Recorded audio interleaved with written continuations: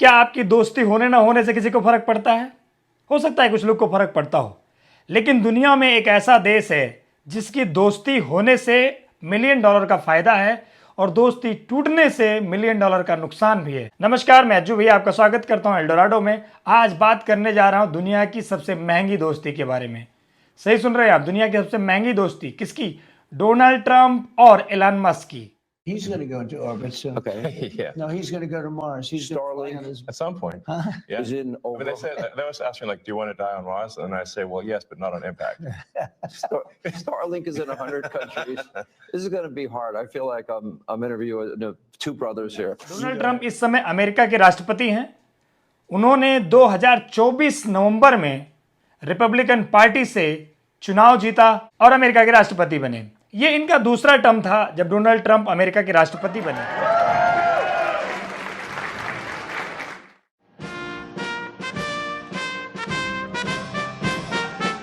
इस बार वो पुराने मुद्दों के साथ साथ में कुछ और नए मुद्दों को साथ में लेकर आए। सबसे बड़ा मुद्दा था उनका इलीगल इमिग्रेशन पे चोट, यानी कि मोर देन 10 मिलियन लोगों को जो इलीगल अनडॉक्यूमेंटेड हैं यूनाइटेड स्टेट के अंदर, उनको भगाने का संकल्प। डोनाल्ड ट्रंप जब राष्ट्रपति बने तो राष्ट्रपति बनने में बहुत सारा सहयोग होता है। जब कोई चुनावी कैंपेन करते हैं तो कैंपेन करने के लिए एक फंडिंग होती है। जैसे भारत में जब बीजेपी कोई कैंपेन करती है तो उसके बहुत सारे डोनर्स हैं, फंडर हैं, सपोर्ट करते हैं। अमेरिका में ठीक वैसा ही है। Elon Musk, who has given me his complete and total endorsement. That's nice. Smart guy. He knows what he's doing. It's very, very much appreciated.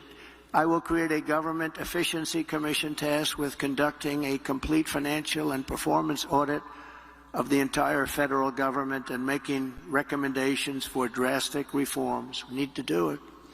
Can't go on the way we are now. America में Republican और Democrat दो party हैं। Democrat की जो candidate थी वो थी कमला Harris और रिपब्लिकन के कैंडिडेट थे डोनाल्ड जे ट्रंप। इन दोनों में भिड़ंत थी। पहले अनुमान ये लगाया गया कि हो सकता है कि कमला हैरिस जीत जाए, लेकिन डोनाल्ड ट्रंप के पीछे जिसका हाथ था उसका नाम था एलन मस्क। ठीक वैसे समझ लीजिए कि अर्जुन के पीछे भगवान श्री कृष्ण का हाथ था महाभारत में, तो होना क्या था?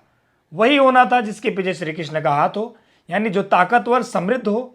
ठीक वैसा ही था। चूंकि अमेरिका में दोनों महारथी थे।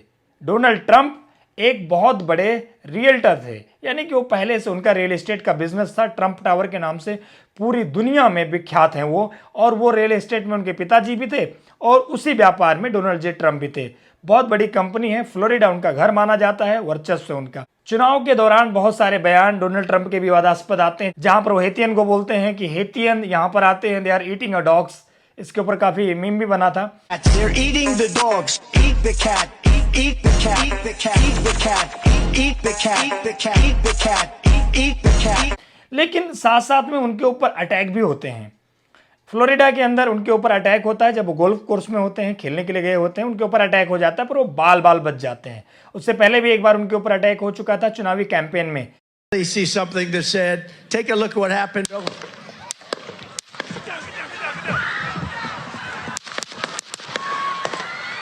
लेकिन हर जगह उनके साथ अगर कोई दीवार बन के खड़ा था तो वो थे एलन मस्क।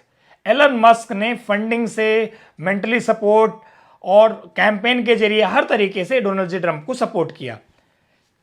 अब थोड़ा जान लेते हैं एलन मस्क के बारे में। एलन मस्क हैं कौन? अफ्रीकी मूल के एलन मस्क अपनी पढ़ाई उन्होंने पूरी की यूनाइटेड स्टेट के अंदर। स्टूडेंट वीजा पर आए हुए थे, अमेरिका में बॉर्न नहीं है वो, अफ्रीकन मूल के वाइट सिटीजन हैं अमेरिका के इस समय।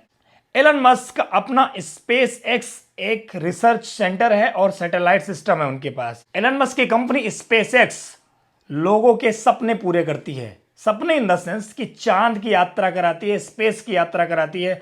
आपको अंतरिक्ष में लेकर जाएंगे, वहां का अनुभव आपको दिलाएंगे कि अंतरिक्ष कैसा दिखता है वहां पर जाने के बाद में। ये हो गया स्पेस एक्स की बात, एलन मस्क की बात। आज के समय में जो पहले ट्विटर हुआ करती थी वो आज एक्स बन चुका है, जिसके मालिक हैं एलन मस्क।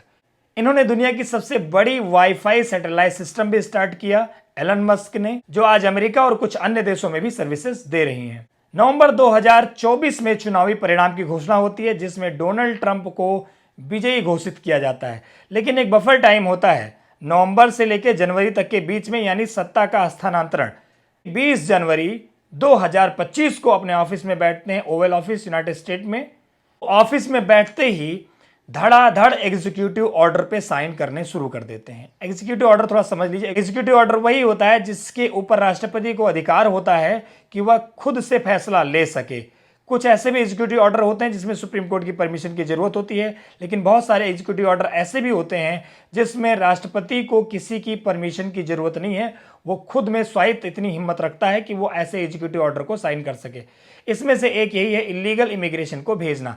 इलीगल इमिग्रेशन में उन्होंने बोला कि जो क्रिमिनल है, अपराधी हैं, वो चाहे सेल्वाडोर से आए हों, ग्वाटेमाला से आए हों, मेक्सिको से आए हों, कनाडा से आए हों, हेती से आए हों, डोमिनिकन रिपब्लिक से आए हों, क्यूबा से आए हों, कहीं से भी आए हों, उन्होंने सबसे पहले जो अटैक किया वो अटैक किया MS-13 के ऊपर। MS-13 आपको बता दूं कि एल सल्वाडोर की बहुत बड़ी एक क्रिमिनल गैंग है जो नार्को और क्राइम एक्टिविटी में इन्वॉल्व है। ठीक वैसे ही वेनेजुएला के क्रिमिनल गैंग्स हैं जो अमेरिका में अपने पैर पसार चुके हैं। साथ में ग्वाटेमाला, सेल्वाडोर, एक्वाडोर, यहाँ के भी लोग यहाँ पर आपराधिक कार्य में लिप्त हैं। डोनाल्ड ट्रंप ने अपने इमिग्रेशन एजेंसियों को पूरी पावर दी कि आपको कहीं पर भी इलीगल इमिग्रेंट मिले उनको गिरफ्तार करें, उनको डिपोर्ट करें। डिपोर्टेशन के इस क्रम में डोनाल्ड ट्रंप ने अपने एयरफोर्स के विमानों का इस्तेमाल किया। उन्होंने भारतीयों को भी डिपोर्ट किया। तकरीबन 200 से ऊपर इंडियन को हथकड़ियों के साथ में भारत के पंजाब में डिपोर्ट किया गया, जिसमें इलीगल इमिग्रेशन में सबसे ज्यादा पंजाब के, गुजरात के, हरियाणा के कुछ राज्यों के लोग थे जिनको डिपोर्ट किया गया। भारत में इसकी खिलाफत भी की, पर अमेरिका को इसका कोई असर नहीं पड़ा। अमेरिका को जो करना था वो कर रहा है। एलन मस्क दुनिया की सबसे बड़ी ऑटोमोबाइल कंपनी बनाने का दावा करते हैं। सेल्फ ड्राइव कार टेस्ला जो अमेरिका में बनी कार है, एक साइबर ट्रक है जो टोटल ईवी है, इलेक्ट्रॉनिक बेस्ड कार है। टेस्ला जो कि बैटरी बेस्ड कार है, अमेरिका में मैन्युफैक्चर होती है और दुनिया के। Donald J Trump electric vehicles के टोटल अगेंस्ट रहे हैं स्टार्टिंग से ही। जब कैंपेन उनकी चल रही थी उसी समय से, जब एलन मस्क उनके साथ कैंपेन कर रहे थे, उनका सपोर्ट कर रहे थे, तब से ही उनका स्टैंड क्लियर था कि हम अमेरिका में इलेक्ट्रॉनिक व्हीकल्स को ज़्यादा प्रमोट नहीं करेंगे। वही ट्रेडिशनल जो फ्यूल वेस्ट इंजन है, चाहे पेट्रोल या डीजल, गैसोलीन जो भी हैं, उसी के ऊपर ही चलेंगी गाड़ियां। इलेक्ट्रिक व्हीकल्स को ज़्यादा प्रमोट नहीं करेंगे। टेस्ला कार कंपनी को जब जो बाइडेन थे अपने ऑफिस में, उन्होंने बहुत सारी सब्सिडी दी थी। अब इस हिसाब से जब किसी का दोस्त प्रधानमंत्री या राष्ट्रपति बनता है तो उसके तो बल्ले बल्ले हो जाते हैं, उसके तो मजे आ जाते हैं, उसको तो बहुत सारी सब्सिडीज मिल जाती हैं, बहुत सपोर्ट मिल जाता है। लेकिन अमेरिका में कुछ ऐसा नहीं हुआ। ट्रंप के सारे एग्जीक्यूटिव ऑर्डर में एक एग्जीक्यूटिव ऑर्डर ऐसा भी था जिसमें टेस्ला की सब्सिडी और इलेक्ट्रिक व्हीकल्स के प्रमोशंस पर रोक था। यहां से दरार आती है एलन मस्क और ट्रंप के बीच में। आपस में वाद विवाद होती है। डोनाल्ड जे ट्रंप और एलन मस्क दोनों एक दूसरे के खिलाफ बोलना शुरू कर देते हैं। वही दोस्त जो कल तक चुनावी कैंपेन में कंधे से कंधा मिला के चलता था, दोस्त का बेटा खुद का बेटा लगने लग जाता था, ओवल ऑफिस उनको घर जैसे लगता था, आज वही दोस्त एक ऐसे मकाम पे आ गया था कि किसी दुश्मनी से कम नहीं थी। बाद में एलन मस्क ने थोड़ी नरमी बरती। उन्होंने बोला कि नहीं, मेरा कोई ऐसा इंटेंशन नहीं है, मैं उनके ऊपर ज़्यादा आरोप नहीं लगाता हूँ। एक बहुत बड़े सेक्स स्कैंडल का भी नाम लिया था उन्होंने कि इसमें डोनाल्ड जे ट्रंप की इन्वॉल्वमेंट है, जो फ्लोरिडा में एक समय में हुआ था, बहुचर्चित है अमेरिका में इतना बड़ा सेक्स स्कैंडल कांड। लेकिन उसकी बात मैं नहीं करूंगा क्योंकि इसका कोई प्रमाणिक सबूत नहीं है कि डोनाल्ड जे ट्रंप का उसमें नाम है कि नहीं है। वो फाइल आज भी दबी पड़ी है, जिसके लिए एलन मस्क ने आरोप लगाया कि उस फाइल को सार्वजनिक नहीं किया जा रहा है, इसलिए क्योंकि उसमें डोनाल्ड जे ट्रंप का नाम है। बाद में धीरे धीरे परिस्थितियां ऐसी बनती गई कि डोनाल्ड जे ट्रंप और एलन मस्क में थोड़ी नरमी दिखने को मिली, क्योंकि जब दो दोस्तों के बीच में खटास हो जाती है तो दोस्ती का चांस बहुत कम होता है। बात यहां तक आ चुकी है कि आज एलन मस्क के नागरिकता पर सवाल उठ रहे हैं, क्योंकि Elon Musk by birth citizen नहीं अमेरिका के। उनको जो सिटीजनशिप मिली है न्यूट्रलाइजेशन प्रोसेस से मिली है, यानी वो यहाँ पर आए स्टडी वीज़ा पर, वर्क वीज़ा पर, किसी भी वीज़ा पर रहे हो, वो वहाँ आने के बाद उन्होंने अपने आप को न्यूट्रलाइज किया और यहाँ के नागरिक बने।